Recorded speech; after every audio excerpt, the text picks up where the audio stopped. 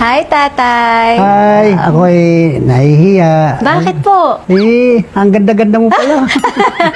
Sabi mo, sexy ako. Narinig ko yan. Oh, sexy, sexy. Sexy talaga. Ikaw, tay, joker Hindi, pala. hindi joker. Talagang totoo yan sinabi ko. Sabi ko, gusto ko makilala talaga yan. Naks. Yan ang tutulong sa akin. Ba? Sabi, ikaw pala si... Ivana Alawi po. Ayan. Kayo po si... Mang Robin, tatay. Tumutulong ka raw sa mga hindi na trabaho. Tulad ngayon, hindi na ako makapagmaniho. Ilan taon na po ba kayo? Mag-77 na ako. Tatay, mahirap.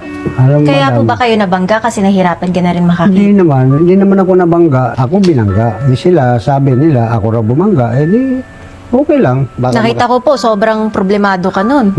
alam mo, ma'am, hinihiling ko lang sa Panginoon natin na sana may taong magbigay ng kaligayahan ng asawa ko at saka ako. Kasi ang asawa niyo po ay may sakit na epilepsy. epilepsy. Ang gamot niya, Hindi ko na maintain. magkano Isang po ang taon. gamot niya? Sa 20 pesos daw kuno 20 sa isang araw, pesos. 20 pesos. Hindi ko na kaya. Ang pangarap ko, magkaroon ng tindahan na maliit man lang, kahit maliit. Ilang taon na po ba kayo nagdi-jeepney driver? Ay, tagal na po. 50 anyos na. Papasalamat May ako anak sa... na po ba kayo? Wala kami, hindi ko inaanakan kasi Hindi. natatakot ako kasi baka anong mangyari, masuportahan pati. Kasi ako, may edad, masanda na. Minsan, Mahal po talaga magkaroon ng anak. mahal talaga. May anak ako sa una, Dalawa. yun. Alam mo pala eh. Alam ko storya mo. Kahit kalahating kilong bigas, hindi man lang suporta sa akin. Ha?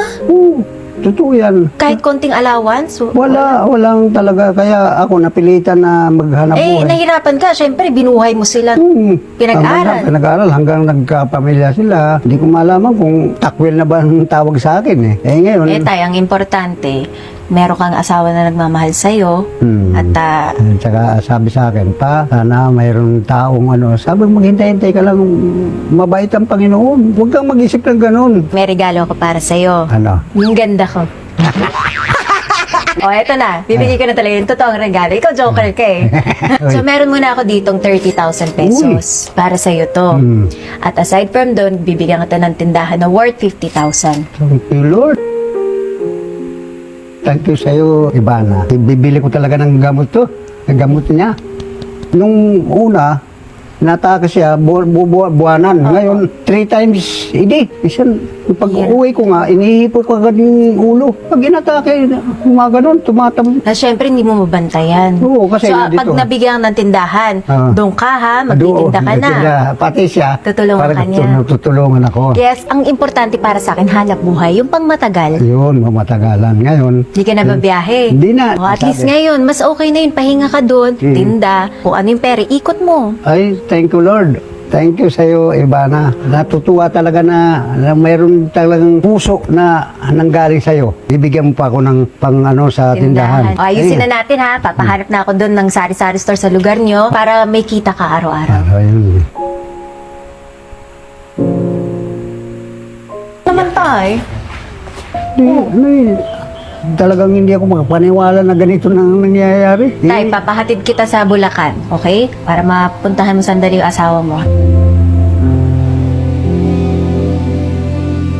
Mahal na mahal ko yung asawa. Mapapabigyan ko na ng gamot.